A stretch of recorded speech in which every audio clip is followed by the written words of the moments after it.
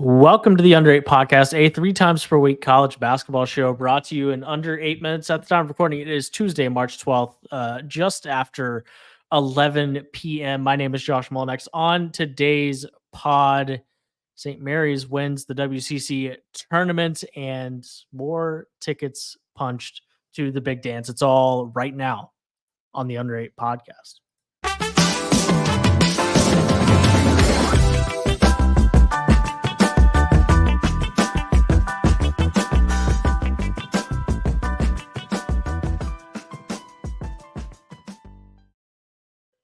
Josh Doering is here with me. Josh will start in the WCC on this Tuesday evening. Number 9 ranked offense in the country per KenPom. Gonzaga didn't do a whole lot of scoring tonight. 69-60, they fall to St. Mary's. And if there was any doubt, it is officially the year of St. Mary's in the WCC. And there's not a whole lot to argue that that Gonzaga kind of took that crown away from them this year. No. They made sure to set the record straight here after Gonzaga beat them on their home floor. I mean, this was controlled from start to finish by St. Mary's. Tempo-wise, from a style of play standpoint, this was absolutely a St. Mary's style game. Like you said, Gonzaga scores a lot of points. They did not do that in this game. And specifically, just the ability. I mean, Aiden Mahaney was really, really good. You get Graham EK in foul trouble. He's got 4 fouls with 15 minutes left. Mitchell Saxon was also in foul trouble for St. Mary's. But to make this kind of statement and really just, I mean, it felt like they should have been up 10 plus points almost the entire game, at least to me. And Gonzaga kind of hung around, and it was 5 and it was 3. And then Mahaney made a couple shots to stretch the lead out at the end. It ends up being 9, but it was about as convincing as a 9-point win that was actually closer than that in practice could feel like, in my opinion. On December 23rd, St. Mary's lost to Missouri State 69-64 to move to 8-6 on the season. They had lost to Weber State, San Diego State, Xavier, Utah, Boise State, and Missouri State at that point. They were 8-6, and Aiden Mahaney was going to be on nobody else's screen the rest of the season. Since then, they've lost precisely once in the regular season finale to Gonzaga. And it's the icing on top of a season that looked like it was completely lost at Christmas.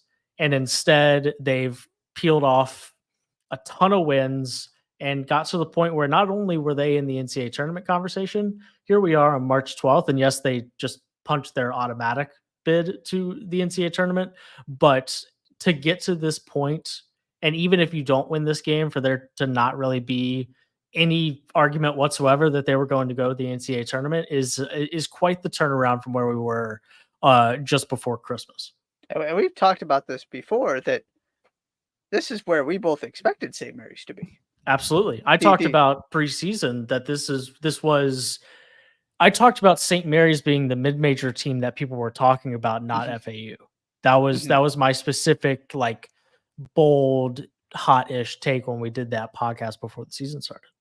Yeah. And we both, I think, came in feeling like St. Mary's was the favorite in the WCC and was a better team than Gonzaga. Not by very much, but a little bit better. And that's where we ended up. Mm-hmm. It just was a very, very bizarre path to get here that, included them falling off the face of the earth and both of us going, what in the world is happening? Yeah. And then them becoming the hottest team in the country and just rolling through the WCC. And now we're back to the point, which is, this is a Sweet 16 caliber team.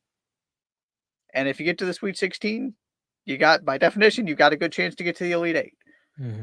And so getting another win over Gonzaga helps with the seeding standpoint, theoretically makes your life a little bit easier. You are clearly going to be the preferred team out of the WCC. That is not a conversation at this point, right? It's a different world if Gonzaga wins this game, but St. Mary's closed the door. They're going to be the highest ranked WCC team for good reason.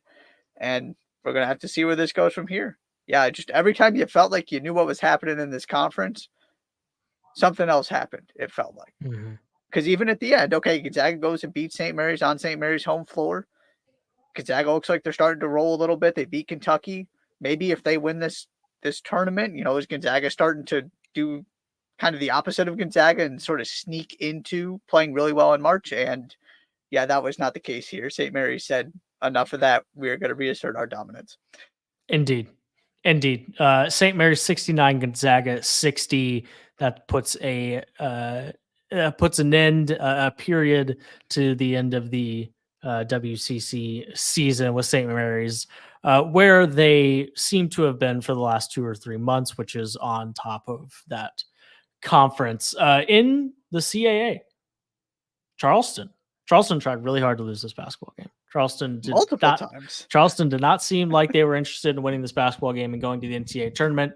Alas, they were able to take care of Stony Brook in 5 extra minutes. Final in OT, 82-79. It was a pretty balanced performance across the board for Charleston. All 5 starters in double figures. Tyler Stevenson Moore was excellent on the Stony Brook side, 26 points, 7 of 12 from the 3-point line. But Charleston will go dancing despite trying their darndest to cough up this game late. We were texting back and forth, and I said, this game just refuses to be boring. Yeah. Because it looked, Charleston were up 9 with 5 minutes left. It went, oh, okay. They're doing what they're supposed to here. And then you look up and it's a tie game. Indeed. And here comes Stony Brook trying to win. And then up 6, 117 left in overtime. You think, okay, they got this. They've been dominating the overtime. And then, no, it gets tight again. And Stony Brook hits a 3. And ultimately, yeah, they did just enough. But they certainly did not make it easy on themselves. Rain Smith also knocked down 6 threes. That's helpful. Indeed. 23 points. He was really, really good. 13 as a team, 43% from the 3-point line as well. Yeah. And that's part of the equation for this team. And I am excited to have them go back to the NCAA tournament after last season where they got so much hype and were ranked for a little while. And were one of those teams that everybody was picking to win that first round game. And obviously did not do so. So now maybe a little bit less hype, but also, this is a really good basketball team. You know what this team is capable of, what Pat Kelsey has brought to this program. And so maybe in the kind of the quieter year where they didn't get as much attention nationally, this is the time where they get to go actually get kind of the headlines in March. I mean, they haven't lost since February 1st. They're playing some really good basketball. Second longest winning streak in the country at 12. Here's 2 reasons why Charleston getting into the tournament, I think, could produce some pandemonium in the first round. It's a couple different things, and it's all tied to the 3-point line. They're 16th in the country in 3-point field goal rate. 47% of their field goals are 3-point shots. They are top 30 in the country in turnover rate offensively. They do not turn the ball over very often. They've rebounded on the offensive end really well. They are 134th in the country in 3-point field goal percentage nationally at 34.8%, but they were second in the CAA and shot 37% as a team in conference play. If you don't think that Charleston could go 18 of 35 from 3-point line, something stupid. I mean, 13 to 30 in this game, which is solid. It probably wouldn't be enough to get it done against a team that they play in the first round, unless it's just a really bad day for the other team. But they're not going to turn it over a ton. And there is a game in their makeup where they just shoot the absolute lights out and force a team to try and score like 90 points to beat them. And that could absolutely happen. So I'm glad they're in the tournament, because it would not surprise me at all if we look up on Thursday or Friday afternoon and a 4 seed, a 3 seed is down late to the College of Charleston because they just put together a really nice 3-point shooting performance. Yep. They're built in that Alabama mold of super efficient offense. They're going to take a bunch of threes. They're not going to defend anybody. Don't get it messed up. They're not going to defend anybody. But they could outshoot somebody. They were first in the CAA in offensive efficiency as well. Yeah. And the other part of that too is by a full 4 points, by the way. when you take that many threes, it almost negates how good the opposing defense is at times, right? If you just shoot the ball that well, there's nothing you can do about it. Yeah. Whereas schematically, if you're trying to play through the post or something, you can, if you've got a bigger, stronger, faster, more athletic team from a high major conference or something, you can take some of that stuff away. You can't really stop people from shooting threes, right? You can make the shots more difficult, but if they're going in, they're going in. So I am with you that, and that was a lot of why people, I think, really bought into Charleston last season is they're more experienced this time, right? They've been through this now, and they do have the formula. Absolutely. There's no doubt about that they are going to be difficult to play against because they can score the basketball on anybody for sure. And it's not a team that no matter who they're playing, I'm going to be like, oh yeah, that could be one of the upsets. It's not like they're that level of mid-major that, you kind of look at like a Murray State from the last few years, or like the Murray State, like Ja Morant team that was like that, whoever they were playing in the 5 seed, it happened to be Marquette, whoever was in there, like most people were going to pick Murray State. That's what happened. And that's who, and so it's not like that's who Charleston is this year, but they certainly have the model for a potential upset on the right day. Last thing, on Tuesday night in the Horizon League, Oakland 83, Milwaukee 76. Trey Townsend, the 2024 Horizon League Player of the Year, doing his thing. 38, 11, and 5. The Golden Grizzlies headed to the dance, and we might be talking about Trey Townsend again on Thursday or Friday in about a week and a half because he's got 33 at the under 4 timeout. 12 of 22 shooting too. Sure. I mean, it was spectacular. He was spectacular. Yeah. There's no, obviously. I mean, he had the best game of his career, and this is right. This is the guy. This is the best player in the conference. This is the kind of guy that you learn about in March, who then shows up and can do this against anybody in the country. Absolutely. Yeah. A name to keep an eye on. They did make twice as many threes, but only taking 3 more than Milwaukee did. They got 8 more free throw attempts. That was the other part of this formula, that they just made some more shots specifically from the free throw line and from the 3-point line to complement the fact that they had the best player on the floor. And so it was a close game for most of it. And in the final minutes, Oakland kind of pulled away, and, we went through some of the fouls, but forced turnovers. And ultimately in the last couple minutes, it was pretty comfortable, but Milwaukee definitely put up a really good fight. And I'm really happy for Greg Campy as somebody 40 season. 40 the season at Oakland. Longest tenured coach at a single program in the country. Yep. And this program consistently, I've grown up half an hour, hours, well, more like an hour from it. But this has been part of just the college basketball experience for me, is respecting this Oakland program and how good they are every season. I mean, so this is their first appearance since 2011, which for me is just kind of hard to believe, but it seems like they can never just quite make it happen in the conference tournament, because they've been 500 or better in conference in all but 2 of the seasons since then. They are consistent, and it hasn't, there have been plenty of 20-plus win seasons in there. Some seasons are better than others, where they're more in the 500 to 550 winning percentage range. And so you're not necessarily picking to win a single elimination tournament, but they're giving themselves an opportunity, it feels like, every year, where they're a top, 4 or 5 seed. And obviously this season was even a little bit better, where they were clearly the best team in the conference and they got it done. Yeah, just from a coaching standpoint, Greg Campy is one of those guys who doesn't get enough attention and enough credit for what he's done. And the fact that he's been there forever.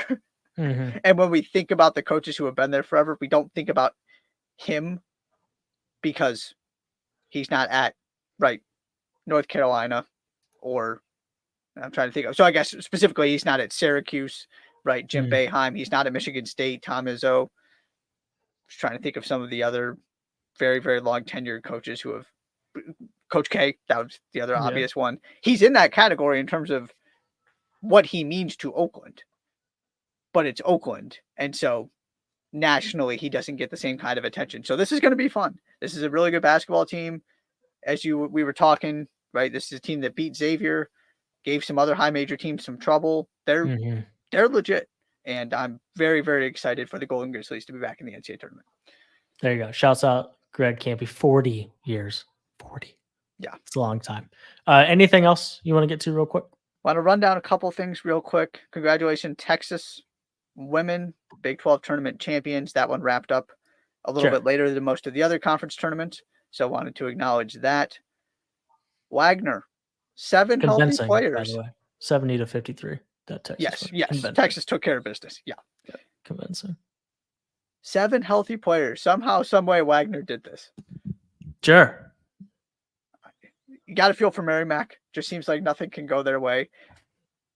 But what a story. Don't hold out high hopes for Wagner to be a big factor come the NCAA tournament, but a terrific story. Only second time in program history. So that's really, really cool.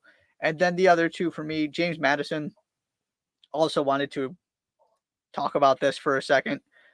They didn't have to play Appalachian State again, so naturally they won the Sun Belt. 13 wins in a row. They have lost 1 game to teams not named Appalachian State this season. Of course, they were ranked for a while, and then they lost a couple games, and they're playing in the Sun Belt. So can you ever really get yourself ranked again? No, probably not. Yeah. They did not win this conference, by the way, from a regular season standpoint. I am very curious to see what the committee does with them, because they got the hype early. They had a good season. They weren't the best team in their conference. They lost to that team twice. But now they're rolling again, 13 wins in a row. They're clearly a very good basketball team. So I'm curious about them. They could be a factor.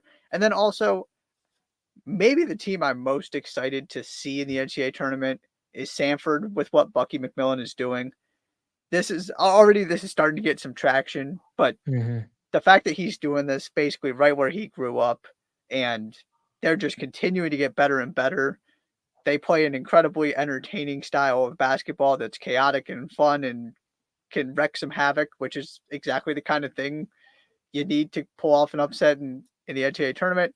I think this is going to end up being, at least in the first weekend, until we start getting the narratives and the Cinderellas who are in the Sweet 16 and the favorites who lose early and things like that. As we're just preparing for the tournament, I feel like this is going to be one of the stories that really gets traction is what's going on at Samford. So I'm very excited about that as well. Sure. I love it. We'll be back on Thursday.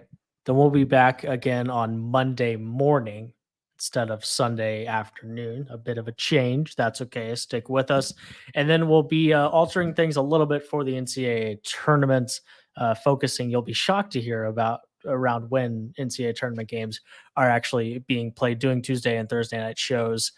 Doesn't do a ton for us, so we'll be switching, focusing more around the weekend. But that's in the next couple of, I guess, in next week.